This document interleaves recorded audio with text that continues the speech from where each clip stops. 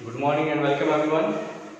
Myself Kapil Kerol from Vardhaman Heights International School, and today we are going to discuss about the chapter 3rd, class 9, atoms and molecules. इसके previous lecture में इसके first part में इस chapter के हमने जो है atoms, molecules, atomic mass, molecular mass और एटॉमिसिटी के ऊपर डिस्कशन किया था। ये 5 पॉइंट हम डिस्कशन कर चुके हैं। अब जो बचे हुए रेस्ट ऑफ द 5 पॉइंट्स है उस पर आज हम चर्चा करेंगे। तो सबसे पहले अगर हम देखें लॉ ऑफ कॉम्बिनेशन।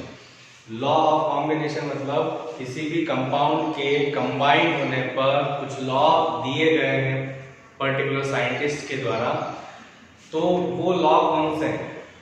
तो सबसे पहले अगर हम देखें तो पहला लॉ है law of conservation of mass. Law of conservation mass की अगर हम बात करें तो एंटोनी लेवुजियर ने इस लॉ को जो है दिया था। इस लॉ के अनुसार उनका कहना था कि मैटर, जितने भी मैटर्स हैं, can not be created neither be destroyed. मतलब मैटर को न तो उत्पन्न किया जा सकता है और न ही उसे नष्ट किया जा सकता है। फिर से एक बार देखेंगे, जो एंटोनी लेवुजियर थे उन्होंने इस लॉ को दिया था। इस लॉ के अनुसार जो था matter can not be created neither it can be destroyed. मतलब जो लॉ था कॉम्बिनेशन या कंजर्वेशन ऑफ मास का, उनका यह कहना था एंटोनी लेवुजियर का कि मैटर को या सब्सटेंस को न तो हम उत्पन्न कर सकते हैं और न ही उसे नष्ट कर सकते हैं। ठीक है। और जो दो रिएक्टेंट जब आपस में कंबाइंड होते हैं तो जो दोनों रिएक्टेंट जब कंबाइंड होंगे तो बनने वाला प्रोडक्ट भी क्या होगा, उसके इक्वल होगा, या उसका जो मास होगा वो भी क्या होगा, इक्वल होगा। तो मास के अकॉर्डिंग अगर देखें तो किसी भी सब्सटेंस का मास ना तो क्रिएट किया जा सकता है, ना ही उसके मास को डिस्ट्रॉय किया जा सकता है। जो मास वो रखता है वो तो वो रखेगा। क्लियर? तो एग्जांपल देखते हैं, कार्बन प्लस ऑक्सीजन, ये दोनों मिलकर एक कंपाउंड बना रहे हैं गैस CO2। अगर हम देखें मास के अकॉर्डिंग, इस नियम के अनुसार चले तो मास को ना तो क्रिएट किया जा सकता है ना उसे डिस्ट्रॉय किया जा सकता है, और जो रिएक्टेंट का मास होता है वो ही प्रोडक्ट का मास भी उन दोनों रिएक्टेंट के इक्वल होता है। कैसे? अगर कार्बन की बात करें तो कार्बन का जो मास होता है वो होता है 12, प्लस ऑक्सीजन की बात करें, कितने ऑक्सीजन है? 2 ऑक्सीजन, मल्टीप्लाई बाय एक ऑक्सीजन का मास कितना होता है? 16। तो ये टोटल कितने हो जाएंगे? 12 प्लस 32 इक्वल्स टू 44। वही हम यहाँ देखेंगे, कार्बन का मास 12, ऑक्सीजन वही 32, 44। मतलब जो मास हमें यहाँ दिखाई दे रहा है वही मास हमें प्रोडक्ट में भी दिखाई दे रहा है। तो लॉ ऑफ कंजर्वेशन ऑफ मास का मतलब क्या हुआ कि अगर हम जो पर्टिकुलर रिएक्टेंट या जो कंपाउंड अगर आपस में कंबाइन हो रहा है, मतलब हमने क्या करा है, इस कार्बन का कंबंशन करा है ऑक्सीजन के साथ, कंबंशन करा है, मतलब कार्बन को जलाया है। तो जलाने पर क्या मिला? काला धुआं मिला। मतलब क्या मिला? कार्बन डाइऑक्साइड गैस मिली। अब इसका जो मास था और इसका जो मास है वो दोनों क्या हो गए? इक्वल। तो इस लॉ की ये जो एग्जांपल है ये क्या कर रहा है, उस लॉ को जो है प्रूफ कर रहा है। क्लियर? अब जो हमारा सेकंड लॉ है, सेकंड लॉ हम देखेंगे, लॉ ऑफ डेफिनेट प्रोपोर्शन। जो सेकंड लॉ था वो क्या था? Law of definite proportion. Definite proportion जो था जोसेफ लुईस प्राउस्ट के द्वारा दिया गया था। जोसेफ लुईस प्राउस्ट के द्वारा ये लॉ दिया गया था। इसे डेफिनेट प्रोपोर्शन भी बोल सकते हैं। अब होता क्या है, इस एग्जांपल को समझने के लिए हम बात करते हैं। एग्जांपल हम लेंगे वाटर। वाटर मतलब पानी। ठीक है। अब यदि हम आपसे कहें आप मुझे अमेरिका से वाटर ला दो, मैंने किसी और से कहा मुझे चाइना से वाटर ला दो, किसी और से कहा मुझे कुएं में से पानी निकाल दो, इंडिया में से अहमदाबाद से पानी लिया, तो ला तो पानी रहे, ठीक है। और पानी का जो फॉर्मूला होता है वाटर का, वो क्या रहता है H2O। अब H2O वाटर का फॉर्मूला है, मतलब यहाँ पे हाइड्रोजन कितने हैं 2, और ऑक्सीजन का जो इलेक्ट्रॉनिक वेट होता है वो कितना होता है 8, ठीक है। तो इनका रेशियो हर जगह क्या रहेगा, वैसे ही रहेगा। सॉरी, हाइड्रोजन का मास और ऑक्सीजन का मास 16 वेट, ठीक है। तो एक हाइड्रोजन का मास 1 होता है, ठीक है। तो 2 हाइड्रोजन लेने में क्या हो जाएगा 2, और ऑक्सीजन का मास कितना होता है 16। कितना होता है ऑक्सीजन का मास 16, में से प्रीवियस एग्जाम्पल में देखा था। तो हम यहाँ देखेंगे इसको क्या सिंप्लीफाई करेंगे तो 1:8, मतलब आप पानी कहीं से भी लाएंगे, पानी आप चाहे अमेरिका से लाएं, चाइना से लाएं, अहमदाबाद से लाएं, बॉम्बे से लाएं, या पर्टिकुलर किसी कुएं में से पानी ले आए, पानी का जो फॉर्मूला है वो क्या रहेगा सेम। तो इनके बीच में जो इसके जो एलिमेंट्स हैं हाइड्रोजन और ऑक्सीजन, इनके बीच में एक फिक्स रेशो है, वो रेशो है 1:8, और ये रेशो हर जगह के वाटर में क्या होता है फिक्स होता है। इसीलिए ये जो है, ये जो एग्जांपल है इस लॉ को प्रूव करता है, लॉ ऑफ डेफिनेट प्रोपोर्शन। मतलब ये जो डेफिनेट प्रोपोर्शन है ये तो मिलेगा ही मिलेगा आपको इस फॉर्मूले के अंदर, या पर्टिकुलर कोई भी कंपाउंड होगा, कंपाउंड आप कहीं से भी खरीदें या कोई भी सब्सटेंस आपने कहीं से भी लिया है, तो उसका जो रेशो रहता है वो उसके अंदर जो एलिमेंट्स होते हैं उसका जो रेशो होता है वो क्या होता है फिक्स होता है। तो ये था हमारा law of definite proportion. Law combination में हमें अभी 2 लॉ पढ़ने हैं, जिसमें पहला इसके पहले हमने पढ़ा लॉ ऑफ कंजर्वेशन ऑफ मास, और सेकंड लॉ था लॉ ऑफ डेफिनेट प्रोपोर्शन। अब हम बात करेंगे फॉर्मूला मास की। फॉर्मूला मास क्या होता है?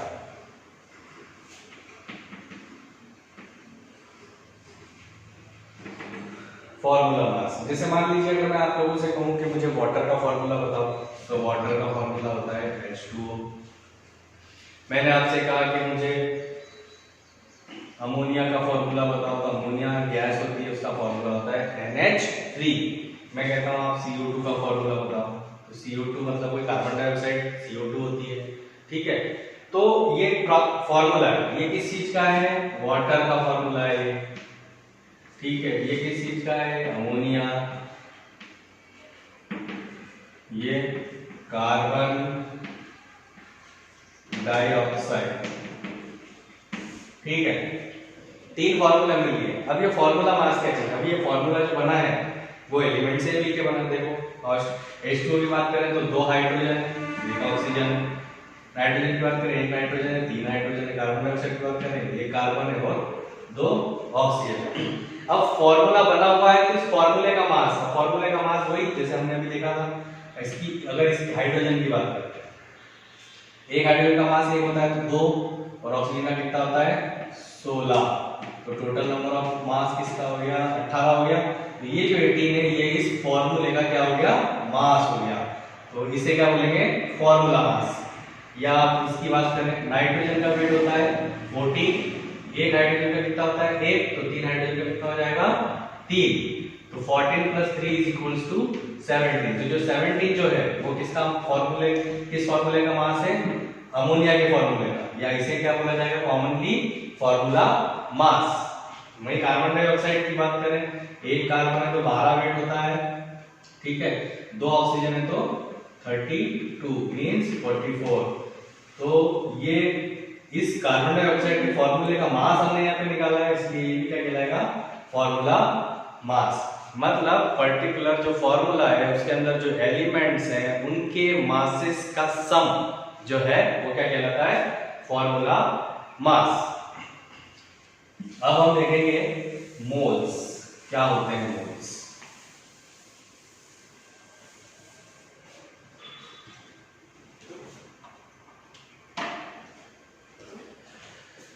अब हम देखें मोल। मोल का मतलब नॉर्मली अगर देखा जाए तो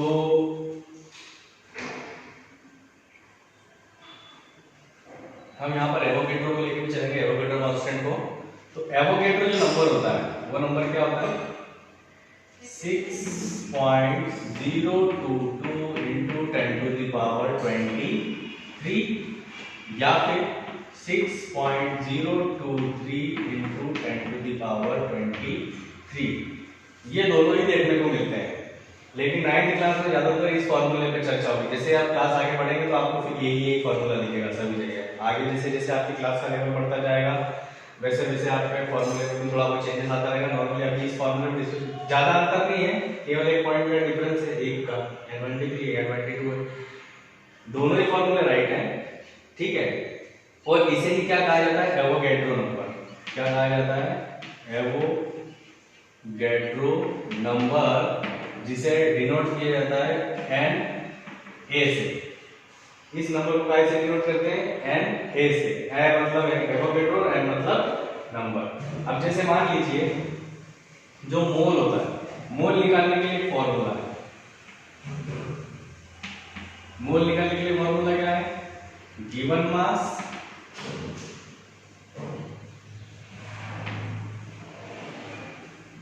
अपॉन में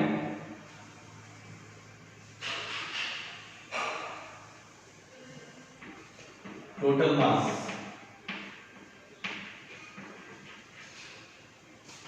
ठीक है ना, जो मास गिवन है वो और उस पर्टिकुलर सब्सटेंस का जो मास होगा वो। अब जैसे अगर हम बात करें, देखिए एक छोटा सा एग्जांपल लेते हैं हम। जैसे NaOH की बात करते हैं, NaOH सोडियम का जो मास होगा वो कितना होगा 23, ऑक्सीजन का कितना होता है 16 और हाइड्रोजन का कितना होता है 1। इन तीनों को जब हम प्लस करेंगे तो हमारा आंसर क्या आएगा 40। मतलब NaOH का अगर हम वेट देखें, पूरे NaOH के कंपाउंड का अगर वजन देखें तो कितना होता है 40 ग्राम। कितना होता है 40 ग्राम। अब इस NaOH का जो 40 ग्राम है ये किसके बराबर होता है 1 मोल के बराबर। किसके बराबर होता है 1 मोल के बराबर, ठीक है। अब मान लीजिए क्वेश्चन आता है कि आपको जो है 4 ग्राम NaOH दिया गया है, तो आप हमें ये बताइए कि इस 4 ग्राम NaOH में कितने मोल है, NaOH के कितने मोल है। तो हम कैसे निकालेंगे इस फॉर्मूले से। इस फॉर्मूले में हमको क्या दिया है गिवन मास कितना दिया है 4 ग्राम, ठीक है। और टोटल मास कितना होता है NaOH का हमने निकाला कितना होता है 40 ग्राम। जब हम इसको काटेंगे ग्राम से ग्राम कैंसिल, 4 1 जा 4 4 1 जा 4, तो क्या है आंसर 1/10 मोल्स है। 10 से 1 में डिवाइड करेंगे तो आंसर क्या आ जाएगा 0.1 मोल, ठीक है। तो मोल हम क्या बोलेंगे, या तो जो मास होता है, जो भी फॉर्मूला अगर आपके पास में कोई भी कंपाउंड है उसका जो टोटल मास है वो उसका 1 मोल कहलाता है, ठीक है। जैसे NaOH का टोटल मास कितना है 40 ग्राम, तो 40 ग्राम इसके बराबर है 1 मोल के बराबर। अब आपको बोला गया है उदाहरण के लिए तो 4 ग्राम NaOH आपको दिया, 4 ग्राम NaOH में चलो ये बताओ कि कितना मोल NaOH मिला हुआ है। हम क्या बोलेंगे 0.1 मोल NaOH 4 ग्राम NaOH के अंदर मिला हुआ है। सोडियम हाइड्रोक्साइड बोला जाता है, इसका नाम क्या है सोडियम हाइड्रोक्साइड, और ये एक स्ट्रॉन्ग बेस है। तो ये बात हुई हमारी मोल्स की, ठीक है। इसको एक और एग्जांपल से हम समझ लेते हैं। यहाँ पर हमने NaOH लिया है। अब अगर हम NaCl की बात करें, सोडियम क्लोराइड की, तो सोडियम का वेट हुआ 23 और क्लोराइड का क्या होता है 35.5, तो टोटल हो जाएगा ये 58.5, ठीक है। अब हमको आपसे बोला गया है कि आपके पास जो है वो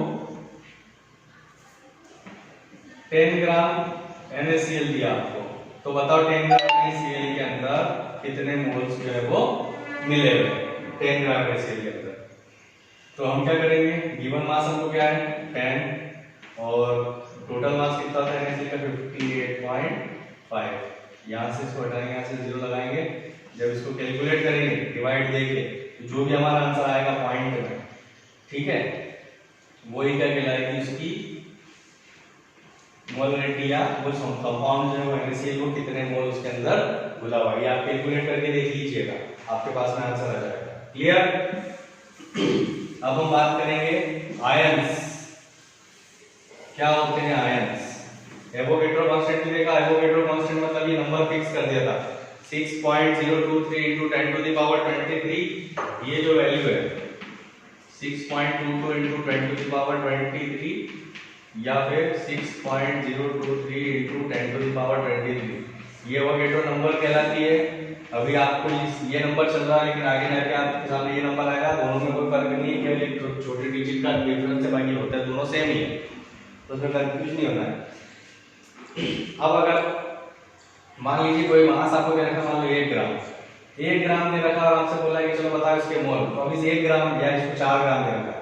4 ग्राम कोई भी कंपाउंड दे रखा है, उस 4 ग्राम का मल्टीप्लाई एरिया नंबर आप इन दोनों में से किसी भी डिजिट से करोगे तो जो आंसर आएगा वो किसके बराबर होगा? उसके मोल के बराबर। किसके बराबर होगा? मोल के बराबर। ये वैल्यू फिक्स है, इसीलिए इसे एवोगैड्रो कांस्टेंट भी कहते हैं। क्लियर? अब हम बात करेंगे आयंस की। आयंस क्या होते हैं? आयंस के अगर हम देखें तो आयन जो होते हैं वो 2 टाइप के होते हैं।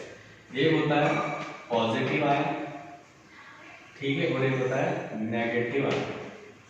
पॉजिटिव को क्या बोलते हैं? Cat ion. नेगेटिव को क्या बोलते हैं? Anion. ठीक है। अब कोई भी ऐसा कंपाउंड जिस पर ये चार्ज अवेलेबल हो, प्लस और माइनस, कोई भी ऐसा कंपाउंड जिस पर चार्ज अवेलेबल होते हैं, वो कंपाउंड आयनिक कंपाउंड कहलाता है। क्या कहलाता है वो? Ionic compound. ठीक है। अब कैसे जनरेट होगा? जैसे अगर हम बात करते हैं सोडियम क्लोराइड, Na और Cl, ठीक है। Na का अगर एटॉमिक नंबर देखें तो इसका एटॉमिक नंबर होता है 11 और इसका होता है 70। ठीक है। इसका देखें तो कॉन्फ़िगरेशन क्या होगा? 2, 8 और 1, और इसका क्या होगा? 2, 8 और 7। ठीक है। यहां देखो ऑक्टेट रूल की अगर बात करें तो हमारे पास ये न्यूक्लियस है, न्यूक्लियस में प्रोटॉन और न्यूट्रॉन है, और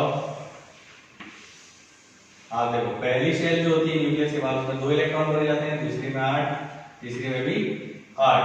ठीक है। अभी आपको केवल ये तीसरी शेल तक आपका चलेगा, टॉपिक में कोई भी कंपाउंड आएगा तो 3 शेल तक में आपका काम कंप्लीट होगा। अब देखो आप पहली शेल में 2 इलेक्ट्रॉन भर सकते हैं, ये 2 भरा है, दूसरी में 8 भर सकते हैं, या 8 भरा। अब यहाँ पर सोडियम के पास क्या है? केवल एक ही इलेक्ट्रॉन है, तो इसे 8 भरने, इसे ऑक्टेट कंप्लीट करने के लिए, ऑक्टेट मतलब क्या हुआ कि 8 इलेक्ट्रॉन्स जो है वो ऑर्बिटल के अंदर आ जाए। ये ऑर्बिटल्स है, ये सब क्या है? ऑर्बिटल। इस ऑर्बिटल में 2 इलेक्ट्रॉन है, इस ऑर्बिटल में कितने इलेक्ट्रॉन भर सकते हैं? 8। इसमें भी 8 भर सकते हैं, लेकिन यहाँ पे आप देखेंगे तो पहली शेल इसकी कंप्लीट है, दूसरी इसकी भरी हुई है, लेकिन तीसरी में इसके पास केवल एक इलेक्ट्रॉन है। अब इस एक इलेक्ट्रॉन को 8 इलेक्ट्रॉन करने के लिए कितने की जरूरत पड़ेगी? 7 इलेक्ट्रॉन। ठीक है। अब 7 इलेक्ट्रॉन किसी से ले पाना बहुत मुश्किल होता है, लेकिन अगर ये किसी को अपना 1 इलेक्ट्रॉन दे दे, ठीक है, तो पहले संख्या क्या है इसकी? 11। ठीक है। अब अगर ये किसी को इलेक्ट्रॉन अगर दे देता है, ये वाला इलेक्ट्रॉन दे देता है, तो क्या बचा इसके पास? 10। ठीक है। इनको माइनस कर दो तो क्या बचा? 1 बचा, और 1 भी क्या बचेगा? प्लस का, क्योंकि प्लस की संख्या बड़ी है, तो प्लस की संख्या बड़ी मतलब सोडियम पे क्या लग जाएगा? Na प्लस लग जाएगा। ठीक है। वही बात करें अपन क्लोराइड की, तो क्लोराइड में भी देखो 2 ऑर्बिटल में इलेक्ट्रॉन भरे, यहाँ 8 भरे, यहाँ पर इसके पास कितने भरे? 7। तो इसको कितने चाहिए? 1 इलेक्ट्रॉन चाहिए। अब किसी को 7 इलेक्ट्रॉन देने से अच्छा है कि उससे वो 1 इलेक्ट्रॉन ले ले, वो ज्यादा बेनिफिशियल है। अब अगर हमारे पास मान लो 99 रुपए, अगर किसी से 1 रुपए ले लेंगे तो हमारे पास 100 हो जाएंगे, या उसको 99 दे देंगे कि तेरे पास 1 रुपए तो 99 ले ले और तू 100 कर ले, ये तो पॉसिबल नहीं है। तो उस कंडीशन में यहाँ पे भी इलेक्ट्रॉन का ऐसा ही फंडा है। यहाँ पर 7 इलेक्ट्रॉन है, ऑक्टेट करना मतलब 8 इलेक्ट्रॉन होना। 8 इलेक्ट्रॉन के लिए इसको कितने चाहिए? केवल और केवल 1 इलेक्ट्रॉन चाहिए। अब 1 इलेक्ट्रॉन चाहिए तो वो 1 इलेक्ट्रॉन किससे ले लेगा? ये इससे। तो हम यहाँ देखेंगे पहले इसका जो एटॉमिक कॉन्फ़िगरेशन था वो कितना था? 70। दूसरी बार हमने देखा जब ये 1 इलेक्ट्रॉन ले लेगा तो 17 से काय में कन्वर्ट हो जाएगा? ये 18 के अंदर। अब इसको माइनस कर दो आप, तो क्या बचेगा? 1, और संख्या क्या की बड़ी है? माइनस की, इसलिए क्या हो गया? ये माइनस। इसीलिए जब हम बात करते हैं तो सोडियम पे एक प्लस होता है, क्लोराइड पे क्या होता है? माइनस होता है। तो ऐसे सारे कंपाउंड जिनके ऊपर चार्ज अवेलेबल होता है वो सब आयनिक कंपाउंड कहलाते हैं, और ये चार्ज जो है वो क्या कहलाते हैं, आयंस कहलाते हैं। क्या कहलाते हैं, आयंस। ठीक है, आयंस दो टाइप के होते हैं, केटायन और एनायन। केटायन मतलब पॉजिटिव आयन, एनायन मतलब negative ion. So this is all about the law of combination, formula mass, moles, ions and Avogadro constant. I hope ये वीडियो आपके लिए यूजफुल होगा। अगर आपको एटम्स एंड मॉलिक्यूल्स में कोई समस्या आती है तो आप इस वीडियो लेक्चर के द्वारा अपनी प्रॉब्लम्स को सॉल्व कर सकते हैं।